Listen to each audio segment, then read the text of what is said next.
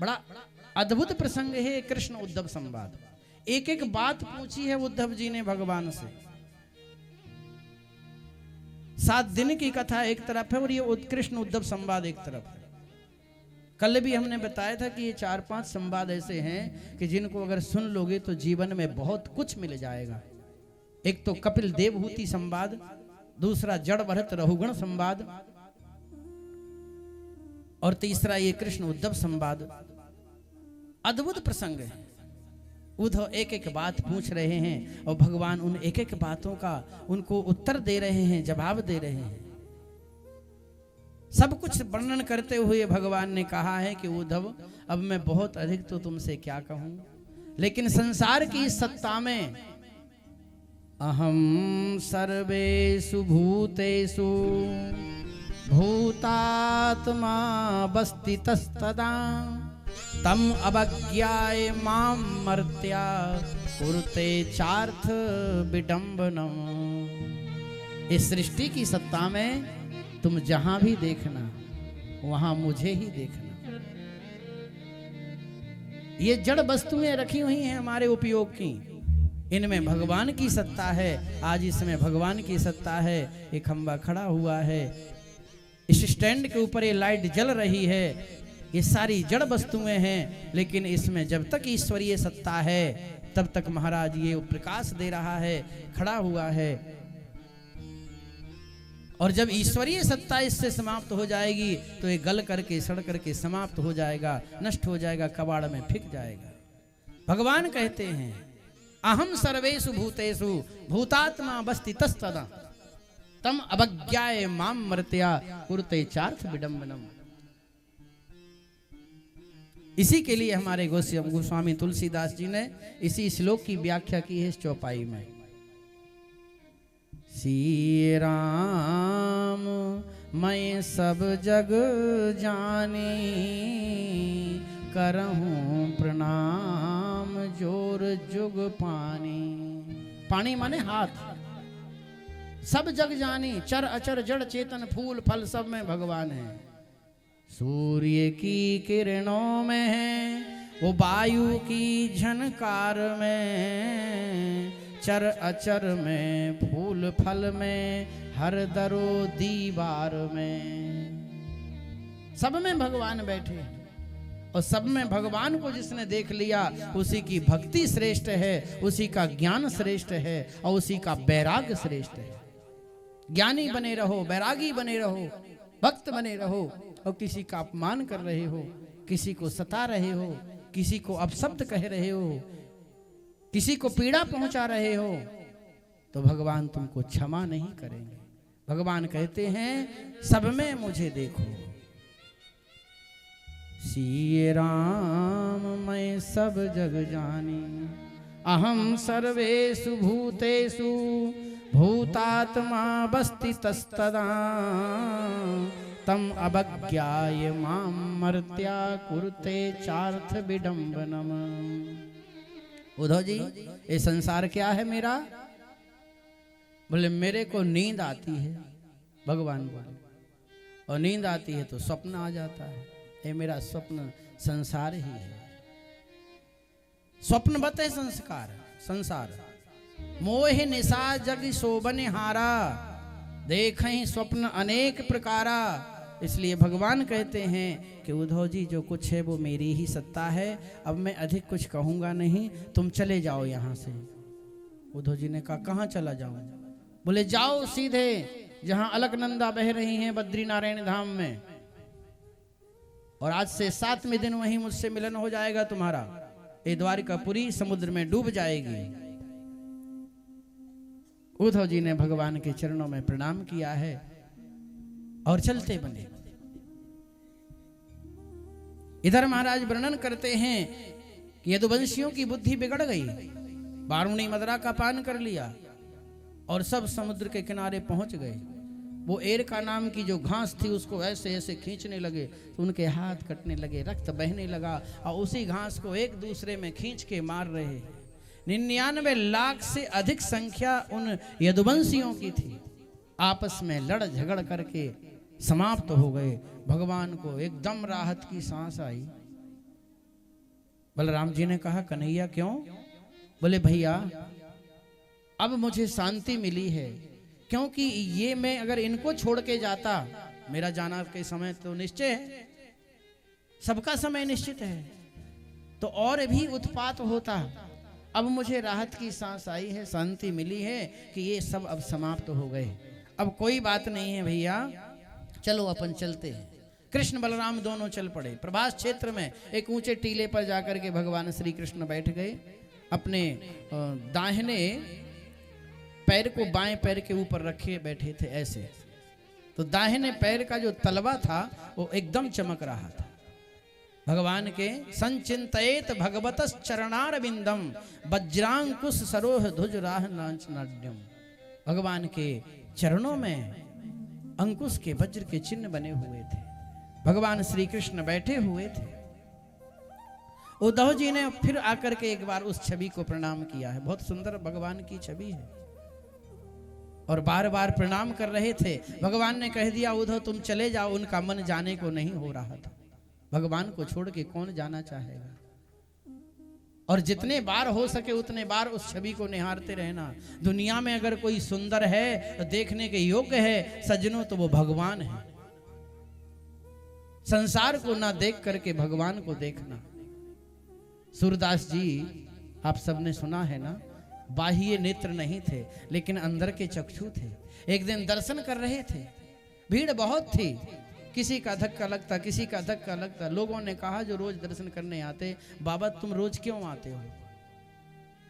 अरे इतनी भीड़ में यहाँ तुम गिर जाओगे, हम लोग तो सब दर्शन करते हैं, तुम क्या देखोगे?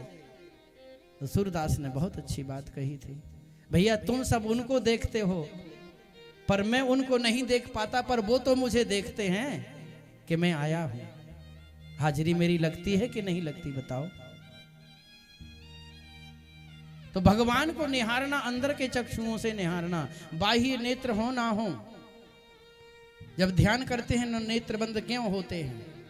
क्योंकि नेत्र अगर खुले होंगे तो हम संसार की सुख सुविधा को, संसार की सजावट को देखेंगे, और नेत्र बंद होंगे तो हम भगवान को देखेंगे। इसलिए भजन करते हो आप लोग, जब प्रणाम करते हो तो नेत्र बंद करने का मन होता है कि नहीं होता है?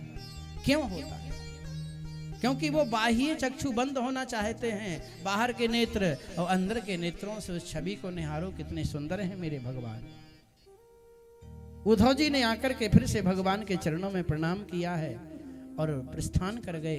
बलराम जी आए हैं, शेषावतार थे, त्रेता में लक्ष्मण थे, छोटे बने थे। भगवान राम सेवा नहीं करने देते थे, डांट के सुला देते थे। 14 वर्ष के वनवास की यात्रा में लक्ष्मण ने कभी नींद नहीं ली है। चित्रकूट में आप जाइए, कामदगिरी पर राम जानकी रहते थे, उसके सामने लक्ष्मण, पहाड़ी पर लक्ष्मण वीरासन से बैठे थे, ऐसे धनुष बाण ताने, कभी नींद नहीं ली थी। 14 वर्ष ये लक्ष्मण की विशेषता थी। भगवान डांट देते थे, इसलिए द्वापर युग में बड़े बन के आए बलराम। त्रेता में छोटे थे, द्वापर में बड़े बने, डांट करके भगवान को बलराम जी काम करते थे। ऐ कन्हैया बैठ। आज वो शेष आए, अग्रज आए हैं, संकर्षण धरणीधर आए और आकर के भगवान के चरणों में झुके हैं। छोटे हैं ना कृष्ण, कृष्ण खड़े होने वाले थे। बलराम ने कहा अब रहने देना, अब तू मत झुकना, आज मुझे झुकने दे। भगवान ने कहा क्यों? बलराम के अश्रुधारा बहने लगी, कन्हैया अब बस मुझे झुक जाने दे। और जैसे कृष्ण के चरणों में झुके हैं तो जो बलराम थे वो बहुत बड़े नाग बन गए, शेष बन गए, और शेष बन के कृष्ण को 4 परिक्रमा करके और सीधे रसातल को चले गए। भगवान बैठे हुए थे और जब दाऊ भैया शेष बन के चले गए तो भगवान को पीड़ा हो रही थी। अपना स्वजन परिजन जाता है ना तो पीड़ा होती है, भगवान को पीड़ा हो रही थी। भगवान हल्की सी दृष्टि नासिका पर डाले हुए थे, एकदम शांत भाव से बैठे थे। उधर एक बहेलिया आ रहा था, उसने देखा कि ये तो बड़ा अच्छा कोई हिरण बैठा है, मृग बैठा है। वो पद्मराग मणि चमक रहा था तलबे में, उसने ऐसे तक के बाण मारा, वो बाण सीधे आकर के भगवान के चरण में स्पर्श हुआ, तलबे में। और कुछ थोड़ी सी आहट हुई। बहेलिया ने सोचा ये तो मृग नहीं है। बहेलिया ने आके देखा तो यहाँ तो मेरे द्वारकाधीश बैठे थे। गिड़गिड़ाने लगा, चरणों में गिर पड़ा, मुझे क्षमा कर दो, क्षमा कर दो, अपराध हो गया। भगवान ने कहा अपराध नहीं हुआ है, मैंने कराया है। बहेलिया, पूर्व जन्म में तू बाली था और मैं राम था। मैंने एक ताड़ वृक्ष के सहारे से बाण चला करके तेरे प्राण लिए थे, तो ये बदला देना पड़ता है। अब तू चला जा। बहेलिया रोते हुए गिर पड़ा भगवान के चरणों में, प्रणाम करके चला गया। भगवान ने दारुक सारथी को बुलाया है, कहा सारथी ये मेरी रानी पटरानियों को यहाँ से हस्तिनापुर भेजे आओ, जो शेष बच रही है ना, क्योंकि अब ये द्वारिकापुरी समुद्र में डूबने वाली है। मैं अपने धाम को प्रस्थान करने वाला हूँ। ये समाचार वसुदेव देवकी को मिला है। कृष्ण की पीड़ा में व्याकुल होकर के विश्राम हो गया। दारुक सारथी रानी पटरानियों को लेकर के चले गए। जो शेष यदुवंशी बचे थे उनको मथुरा भेज दिया भगवान ने। और मेरे प्रभु अब अंतर ध्यान हो रहे हैं। बहुत सुंदर मेरे प्रभु की दिव्य झांकी है सज्जनों। भगवान अंतर ध्यान हो रहे हैं। आकाश में पुष्पों की वृष्टि हो रही है। बरसहि सुमन सुअंजलि साजी, गहे गहे गगन दुंदुभि बाजी। दुंदुभियां बजने लगी हैं और भगवान का स्वधांगमन हो रहा है। देवता आकाश मंडल में उत्सव मना रहे हैं। भगवान के शरीर से दिव्य ज्योति निकली है और वो दिव्य ज्योति भगवान के शरीर से निकल के तच्च भागवते दधात, भागवत जी में आके समाहित हो गई हैं। इसीलिए तेने अम्बांगमयी मूर्ति प्रत्यक्षा वर्तते हरि। ये भगवान की सप्तमयी काया है। यहाँ भगवान प्रत्यक्ष विराजमान है, बैठे हुए। देवताओं ने पुष्पों की वृष्टि की है। भगवान का जाना हुआ और कली का आना हुआ है। द्वापर का अंत हो रहा है, कलयुग का प्रवेश हो रहा है हमारी पृथ्वी पर। देवता ऋषि मुनि महात्मा सब अब व्याकुल होने लगे। प्रभु प्रस्थान कर रहे हैं, कलयुग आ गया है। कलयुग की आयु है 4,32,000 वर्ष की। सतयुग की आयु थी 17,28,000 वर्ष की। त्रेता की आयु थी 12,96,000 वर्ष की। और द्वापर की आयु थी 8,64,000 वर्ष की। और कली की आयु है 4,32,000 वर्ष की। सबसे छोटा है ये। लेकिन उन युगों की क्या विशेषता थी? बोले कृते यद ध्यायतो विष्णुम त्रेतायाम यजतो मखई, द्वापरे परिचर्यायाम कलौ तद हरि कीर्तनात्। कृते माने सत, कृत माने सत। सतयुग में भगवान का ध्यान करना पड़ता। ध्यायतो विष्णु त्रेतायाम यजतो मखई, त्रेता में यज्ञ करने पड़ते थे। द्वापरे परिचर्यायाम, द्वापर में सेवा करनी पड़ती थी। पर कलौ तद हरि कीर्तनाथ, कलयुग में एक कीर्तन मात्र से भगवान की प्राप्ति होती है। अभी 5,500 वर्ष कली व्यतीत हुआ है। 2,500 वर्ष जब शेष रहेंगे कलयुग के, तब की स्थिति का वर्णन कर रहे हैं सुखदेव जी। राजन, निर्जीवा पृथ्वी निरोषधि रसा, नीचा महत्वं गता, भूपाला निज धर्म कर्म रहता, विप्रे कुमार्गे गता, भार्या भृत्य विरोधिनी पररता, पुत्रः पितु द्वेषिणो हा कष्ट खलु बरतते कलयुगे धन्नामृताये नरा। ये कली का प्रभाव होगा। 2500 वर्ष शेष रहेंगे, निर्जीवा पृथ्वी, पृथ्वी निर्जीव हो जाएगी। ध्यान रखना, आज हम एक दाना गेहूं का जमीन के अंदर डालते हैं, बदले में कितने दाने निकलते हैं? 10, 15, 20 दाने एक बाल में निकलते हैं ना। कली का जब चतुर्थ चरण आ जाएगा, 2500 वर्ष शेष रहेंगे, तब पृथ्वी निर्जीव हो जाएगी, बीज बाहर नहीं निकलेगा। निर्जीवा पृथ्वी, निरौषधि रसा, औषधियों में कोई रस नहीं रहेगा। बोरिंग करते रहना, जल नहीं निकलेगा। नीचा महत्वम गता, नीच लोगों का बोलबाला बढ़ जाएगा। भूपाला निज धर्म कर्म रहता, राजा महाराजा अपना धर्म कर्म छोड़ देंगे। विप्रे कुमार गे गता, ब्राह्मण कुमार्गी हो जाएंगे। भार्या भृत्य विरोधिनी, पत्नी पति का विरोध करने लग जाएगी। पुत्रः पितु द्वेषणो, पुत्र पिता से द्वेष करने लग जाएगा। हा कष्टम खलु बरतते कलियुगे, कलियुग के ये कष्ट होंगे।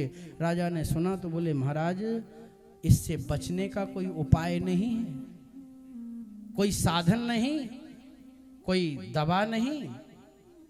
सुखदेव जी ने कहा कि राजन बहुत दवा है, बड़ी प्रभावी दवा है। क्या दवा है? बोले कलिर दोष निधे राजन, अस्ति एको महान गुणा, कीर्तना देव कृष्णस्य मुक्त संगः परम ब्रजेत। कलिर दोष निधे राजन, राजन कलयुग में दोषों का भंडार है, बहुत दोष हैं, लेकिन अस्ति एको महान गुणा, एक गुण क्या है उसका? बोले कीर्तना देव कृष्णस्य मुक्त संगः परम ब्रजेत। कलयुग में से बचने का यदि कोई उपाय है, साधन है, तो वो क्या है? आप सबको मालूम है। कलियुग केवल, कलियुग केवल नाम धारा, कलियुग केवल नाम धारा। सुमेर सुमेर नर उतरहि पारा, सुमेर सुमेर नर उतरहि पारा। कलियुग केवल हरि गुण गाहा, कलियुग केवल हरि गुण गाहा, कलियुग केवल हरि गुण गाहा, कलियुग केवल हरि गुण गाहा, कलियुग केवल हरि गुण गाहा, कलियुग केवल हरि गुण गाहा। गावहि नर पावहि भव थाहा, गावहि नर पावै भव थाहा,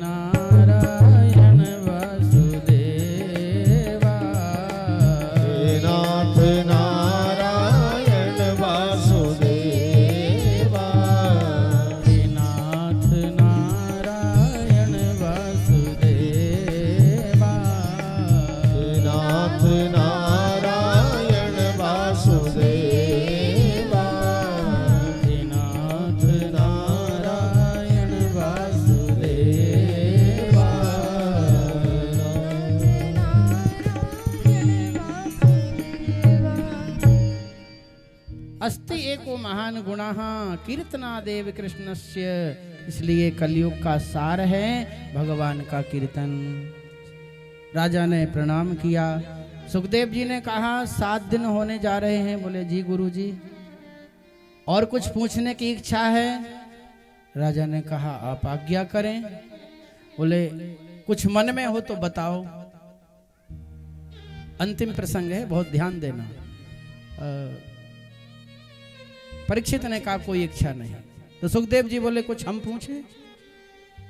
राजा ने कहा पूछें आप गुरुजी। बोले हमारा प्रश्न और तुम्हारा उत्तर और कथा विश्राम। अब थोड़ा सोचने लगे, न जाने क्या पूछेंगे ये। तो सुखदेव जी ने कहा, राजा परीक्षित सावधान हो गए। तु राजन मरिष्येति पशु बुद्धिम इमाम जही। राजन तुम मरोगे? राजा ने कहा महाराज मैंने जन्म ही नहीं लिया तो मरूंगा क्यों? अरे जन्म तो शरीर का होता है, मरण शरीर का होता है। देहेन जातस्य हीमे न संति, ये सब देह में होते हैं। जन्म लेना मरना ये सब देह के काम हैं, आत्मा के काम नहीं है। मैं शरीर नहीं हूं, मैं आत्मा हूं। आत्मा को कोई नहीं मार सकता है। न जायते म्रियते कदावान कदाचिन नायम भूत्वा भवतावानुभूया अजो नित्यः शाश्वतोयम पुराणो न हन्यते हन्य माने शरीरे। हनन शरीर का होता है। नैनम छिंदन्ति शस्त्राणि नैनम दहति पावकाः न चैनम क्लेदयन्ति आपो न शोषयति मारुतः। इस शरीर को कोई शस्त्र छेदन नहीं कर सकता। गोली मारेगा कोई तो शरीर में लगेगी, आत्मा में नहीं लगेगी। नैनम छिंदन्ति शस्त्राणि, आत्मा को कोई शस्त्र से नहीं छेद सकता। नैनम दहति पावकाः, अग्नि उसको नहीं जला सकती है। न चैनम क्लेदयन्ति आपो, जल उसको सुखा नहीं डुबा नहीं सकता है। न शोषयति मारुतः, हवा उसको सुखा नहीं सकती है, उड़ा नहीं सकती। ये आत्मा अजर है, अमर है, शाश्वत है, अटल है, अविचल है, अविनाशी है। वासांसि जीर्णानि यथा विहाय नवानि गृह्णाति नरो पराणि तथा शरीराणि विहाय जीर्णानि अन्यानि संयान्ति नवानि देहि। हमारा वस्त्र पुराना हो जाता है, इससे पहले न जाने किस किनारी की धोती ओढ़ रखी थी हमने, याद नहीं है। 6 महीने पहले भूल गए। और ये जब जीर्ण हो जाएगी तो इसको हटा देंगे, दूसरी मंगा लेंगे। वासांसि जीर्णानि, वस्त्र जब जीर्ण हो जाता है, वासांसि यानी वस्त्र, जीर्ण यानी पुराना। वासांसि जीर्णानि यथा विहाय, तो हम उसको त्याग देते हैं। नवानि गृह्णाति नरो पराणि, और मनुष्य नया वस्त्र धारण कर लेता है। ठीक यही काम शरीर का है, आत्मा का है। आत्मा देखती है कि शरीर जब पुराना हुआ, झुर्रियां आई, कमर झुकी, दिखाई देना बंद हुआ, सुनना बंद हुआ, बोलना बंद हुआ, तो वो सोचती है चलो अब तो दूसरे शरीर में चलते हैं। तथा शरीरानि विहाय जीर्णानि अन्यानि संयान्ति नवानि देहि, नई देह धारण कर लेती है। गुरुदेव के चरणों में प्रणाम करता हूं। सुखदेव जी ने कहा मैं अपनी कथा सुनाने का संपूर्ण फल तुम्हें प्रदान करता हूं।